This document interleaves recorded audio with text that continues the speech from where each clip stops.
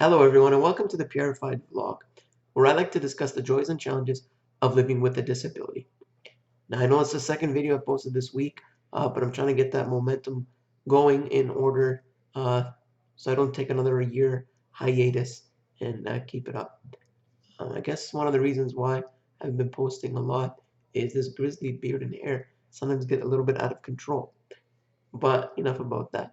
What I want to talk about today, and it's something that I touched on previously when this blog was a written blog.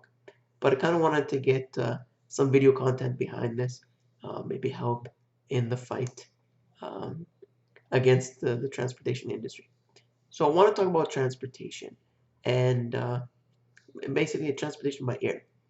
And before I get into the challenges or the reasons why it's a pain in the butt, I just want to talk about the benefits of it. And yeah, traveling is it's so much fun. And one of the things I want to talk about is one of the times I went to Mexico. I went online and I searched for what there is to do if you're in a wheelchair.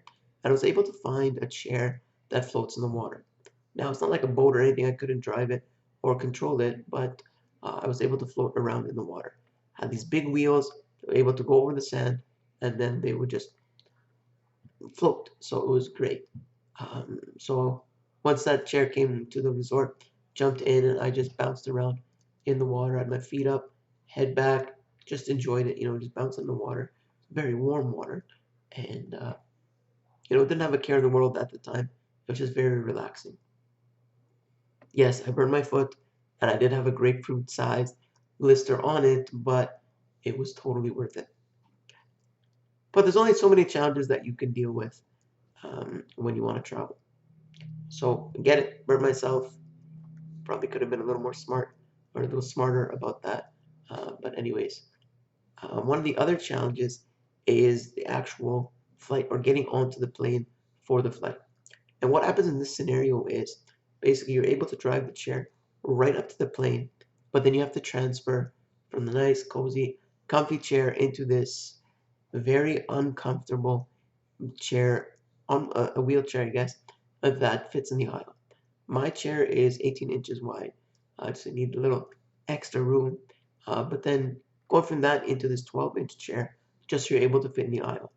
But I'm still wider than that chair, so as I'm going through, you're basically rubbing up against everything. But eventually, you get to your seat, and what needs to be done from that point is you got to get transferred from that chair. Sorry, yes, from the 12-inch aisle chair into the actual plane seat.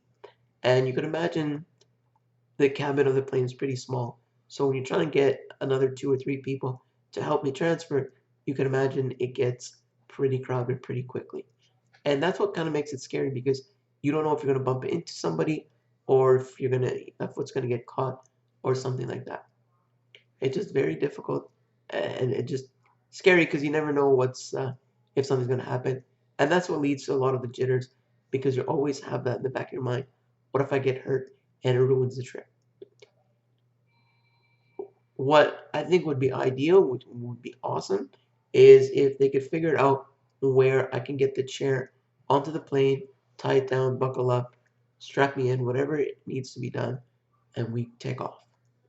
Yes, I know you're giving up a lot of money, all that stuff, because the chair is pretty big, but in the end, I think the benefits far outweigh the costs. Anyways, that's what I wanted to say, and this is probably going to get me to get that fire in my belly again to go out and try dealing with the transportation industry and hopefully get some changes going. Because last time they just buried me in so much reading that I just gave up. So I got to get back on it and fight through this. Anyways, thank you very much for listening again. Have yourself a great day. Bye bye.